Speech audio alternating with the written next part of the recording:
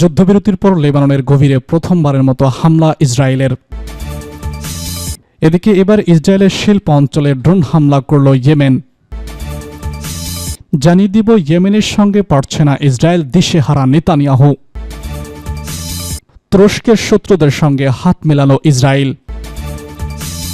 সর্বশেষে জানিয়ে দিব আমেরিকার অহংকার খ্যাত F-18 যুদ্ধবিমানকে ভূপাতিত করল। যুদ্ধবিরতির পর লেবাননের গভীরে প্রথমবারের মতো হামলা ইসরায়েলের। হিজবুল্লাহ ইসরায়েল যুদ্ধবিরতি চুক্তি সম্পন্ন হওয়ার পর প্রথমবারের মতো লেবাননের গভীরে হামলা চালিয়েছে ইসরায়েল। বুধবার পূর্ব লেবাননের বেকা এলাকায় এই হামলা চালানো হয়। গত মাসে যুদ্ধবিরতি চুক্তি সম্পন্ন হওয়ার পর এটাই লেবাননের গভীরে ইসরায়েলের প্রথম হামলা। লেবাননের গণমাধ্যমের সূত্রের বরাতে অ্যানাদুলো এজেন্সি এই তথ্য জানিয়েছে। বার্তা সংস্থা CNN এক প্রতিবেদনে বলা হয়েছে, ইসরায়েলি বাহিনী লেবাবিক এলাকায়, হেজিন ও বেলিয়া এলাকায় মধ্যবর্তী এবং স্থানে এই হামলা চালায়। তবে এই ঘটনায় কোনো হতাহতের খবর পাওয়া যায়নি।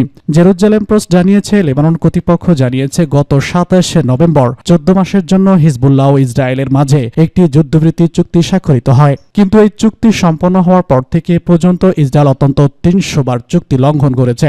মঙ্গলবার লেবাননের প্রধানমন্ত্রী নাকিচ বিকাতি যুদ্ধবিরতি চুক্তি পর্যবেক্ষণের জন্য একটি কমিটি গঠনের আহ্বান জানিয়েছেন, যেন ওই কমিটি ইসরায়েলের চুক্তি লঙ্ঘনকে বন্ধে চাপ প্রয়োগ করতে পারে।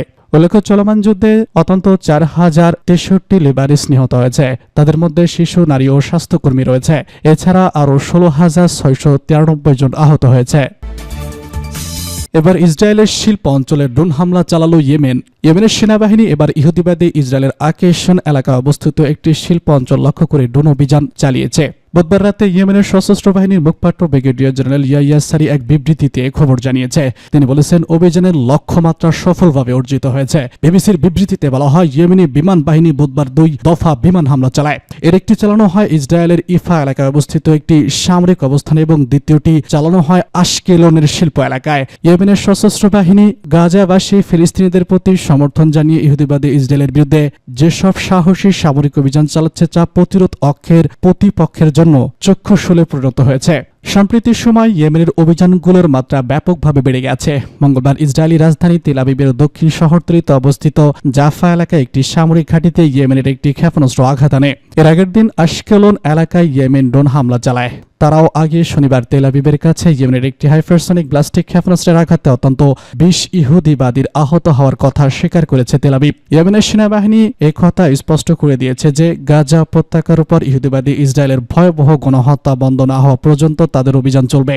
দখলদার ইসরায়েল 2023 সালের অক্টোবর থেকে পর্যন্ত গাজা অন্তত 45,300 ফিলিস্তিনিকে হত্যা এবং একাধিক মানুষকে আহত করেছে।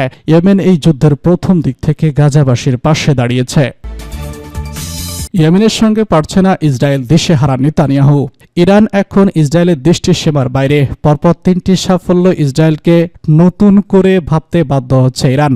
তবে যদিও ভাবনার সময় খুব একটা পাচ্ছে না বয়সের ভারে নুয়ে পড়া ইরানের সর্বোচ্চ নেতা আয়াতুল্লাহ আল খামেনি। নিজেদের সম্ভাব্য উত্তরসূরি ইব্রাহিম রাইসিকে হারিয়ে খামেনি যে ধাক্কা খেয়েছেন তার ধলক এখনও বইতে হচ্ছে তাকে। এবার জেনারেল কাসেম সুলাইমানির মতো চৌকস সামরিক কর্মকর্তাও নেই তার পাশে। কাসের বলতে বিশ্বস্ত এবং সাহসী সেনানীর অভাব এখন তাড়িয়ে বেড়াচ্ছে খামেনিকে। আবার লেবানন ও সিরিয়ার ব্যর্থ হয়েছে ইরানের কৌশল। উল্টো সিরিয়ায় বাশার আল আসাদের পতন তেহরানের সব কৌশল বদলে দিয়েছে।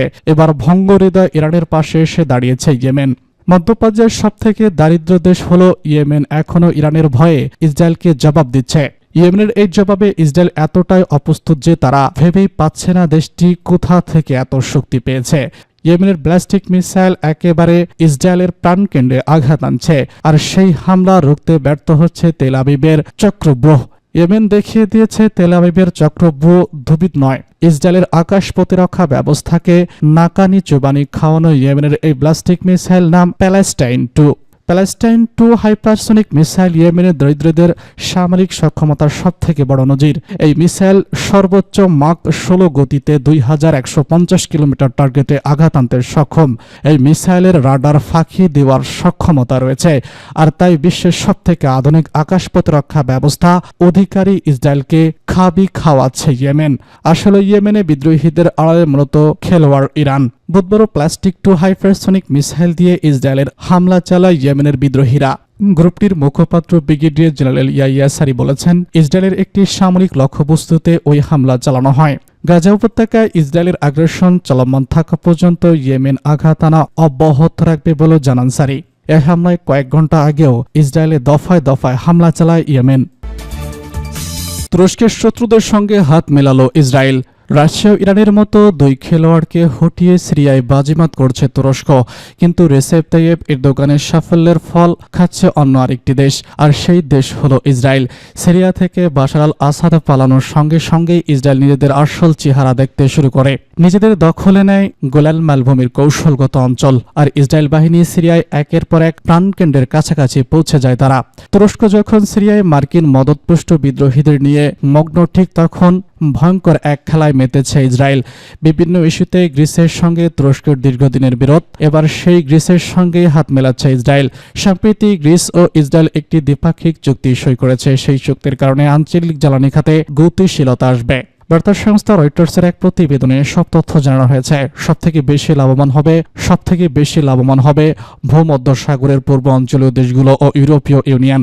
গ্রিসের প্রতিবেশী ও জ্বালানি মন্ত্রী থোগোরাস হাইকালিন ও ইসরায়েলের জ্বালানি অবকাঠামো মন্ত্রী এলি কোহান এই চুক্তি সই করেন। এই চুক্তির মাধ্যমে গ্রিস হয়ে ইসরায়েল থেকে ইউরোপীয় ইউনিয়নে যাবে গ্রিন ইলেকট্রিসিটি। গেল মাসে এই চুক্তি সই হওয়ার কথা ছিল, কিন্তু লিবাননের প্রতিরোধ যোদ্ধাদের সঙ্গে যুদ্ধবিরতি নিয়ে আলোচনার কারণে তা পিছিয়ে যায়। আমেরিকার ভয়ঙ্কর খ্যাত F-18 যুদ্ধবিমানকে ভূপাতিত করল। মার্কিনিরা তাদের এই অত্যাধুনিক যুদ্ধবিমান বিধ্বস্ত হওয়ার জন্য নিজেদেরকে দায়ী করছে, এজন্য যে এ ঘটনায় ইয়েমেনকে দায়ী করলে দেশটির সেনাবাহিনীর মোকাবেলায় নিজেদের দুর্বলতা প্রকাশ পেয়ে যাবে। পারস্য উপসাগরে অঞ্চলের বাব আল বান্দা প্রণালী থাকায় গত 2 দিন ধরে এমন কিছু ঘটনা ঘটেছে যা গোটা বিশ্বের দৃষ্টি আকর্ষণ করেছে। এর মধ্যে মার্কিন সেনাবাহিনীর একটি অত্যাধুনিক F-18 যুদ্ধবিমান ভূপাতিত হওয়ার ঘটনা ছিল উল্লেখযোগ্য। পাস্টুডে জানা যাচ্ছে, মার্কিনরা দাবি করেছে কথিত ফ্রেন্ডলি ফায়ার বা নিজেদের গুলিতে যুদ্ধবিমানটি বিধ্বস্ত হয়েছে। এই ঘটনায় বিমানটির 2 পাইলট প্রাণে রক্ষা পেলেও একজন আহত হয়েছেন। তবে ইয়েমেনের সশস্ত্র বাহিনী ঘোষণা করেছে যুদ্ধবিমানটি তাদের সঙ্গে মার্কিন বাহিনীর সংঘর্ষের সময় বিধ্বস্ত হয়েছে। বিশ্লেষকরা মনে করছেন, এই ঘটনায় ইয়েমেনি সেনাবাহিনীর শক্তিমত্তা প্রকাশের পাশাপাশি ইয়েমেনের মোকাবেলায় মার্কিন বাহিনীর দুর্বলতা প্রকাশ পেয়েছে। অবশ্য দেখে শুনে মনে হচ্ছে মার্কিনরা তাদের এই অত্যাধুনিক যুদ্ধবিমান বিধ্বস্ত হওয়ার জন্য নিজেদেরকে দায়ী করার জন্য এ ঘটনায় ইয়েমেনকে দায়ী করলে দেশটির সেনাবাহিনী মোকাবেলায় নিজেদের দুর্বলতা প্রকাশ পেয়ে যাবে। এছাড়া বিষয়টি স্বীকার করলে লোহিত সাগরে ইয়েমেনের বিরুদ্ধে মার্কিন বাহিনীর চলাচলের বিরুদ্ধে যে সমালোচনা রয়েছে তার মাত্রা বেড়ে যাবে। মার্কিনরা তাদের ভাষায় ইয়েমেনের হুতি মিলিশিয়াদের সঙ্গে যুদ্ধে লিপ্ত হয়েছে। তবে এই অজুহাতে মার্কিন সেনারা ইয়েমেনের সামরিক ও বেসামরিক অবস্থানে একের পর এক হামলা চালিয়ে যাচ্ছে। কিন্তু তা সত্ত্বেও বিশ্বের অত্যাধুনিক ও সবথেকে মারাত্মক সমরাস্ত্রের অধিকারী মার্কিন বাহিনী পর্যন্ত যুদ্ধ করার সক্ষমতা ধ্বংস করতে সক্ষম হয়নি। মাত্র কয়েকদিন আগে ইয়েমেনে থেকে নিক্ষিপ্ত একটি ব্যালিস্টিক হাইপারসনিক মিসাইল ক্ষেপণাস্ত্র কয়েক হাজার কিলোমিটার পথ পাড়ি দিয়ে ইহুদিবাদী ইসরায়েলের নির্ধারিত লক্ষ্যবস্তুতে আঘাত এনেছে। ক্ষেপণাস্ত্রটি এই দীর্ঘ পথ পাড়ি দেওয়ার সময় লোহিত সাগরে মোতায়েন আমেরিকা, ইসরায়েল ও তাদের মিত্রদের কয়েক স্তরের আকাশ প্রতিরক্ষা ব্যবস্থা ভেদ করে এসেছে। ক্ষেপণাস্ত্রটির হামলায় ইসরায়েলের ব্যাপক ক্ষয়ক্ষতি হয়েছে। এই ক্ষয়ক্ষতির প্রতিশোধ নিতে মার্কিন ও ইসরায়েলি যুদ্ধবিমানগুলো আকাশে উড্ডয়ন করে ইয়েমেনের বিস্তীর্ণ অঞ্চল জুড়ে বোমাবর্ষণ করে। দেশত এই অভিযানের সময় আমেরিকার একটি অত্যাধুনিক F-18 যুদ্ধবিমান বিধ্বস্ত হয়। মার্কিনিরা দাবি করেছে যুদ্ধবিমানটি তাদের নিজেদের গুলিতে বিধ্বস্ত হয়েছে, অথচ মার্কিন বিমানবাহী রণতরীতে হামলা চালানোর পাশাপাশি সব ধরনের আকাশ প্রতিরক্ষা ব্যবস্থাকে ফাঁকি দিয়ে ইসরায়েলে ক্ষেপণাস্ত্র হামলা চালানোর সক্ষমতা প্রদর্শন করার ফলে ইয়েমেনের সেনাবাহিনী যেরকম একটি যুদ্ধবিমান গুলি করে ফেলে দেওয়ার মতো তৈরি হয়েছে তা উপলব্ধি করার জন্য মাথায় অনেক ঘেলু থাকার প্রয়োজন হয় না। এমন সময় মার্কিন যুদ্ধবিমান ভূপাতিত হওয়ার ঘটনা ঘটল যখন প্রায় 1 দশকে ধরে ইয়েমেন জল, স্থল, আকাশপথে আমেরিকা ও তার মিত্রদের কঠোর অবরোধের শিকার। ফলে দেশটিতে বাইরে থেকে সমরাস্ত্র পাঠানোর সব দরজা বন্ধ রয়েছে। অথচ এরকম কঠিন পরিস্থিতির মধ্যে ইয়েমেনিরা কতটা শক্তি অর্জন করেছে, তারা তাদের দেশে মার্কিন হামলা মোকাবেলা করার এই সময় কয়েক হাজার কিলোমিটার দূরে অবস্থিত ইসরায়েলে হামলা চালানোর পরিকল্পনা পুনঃ বাস্তবায়ন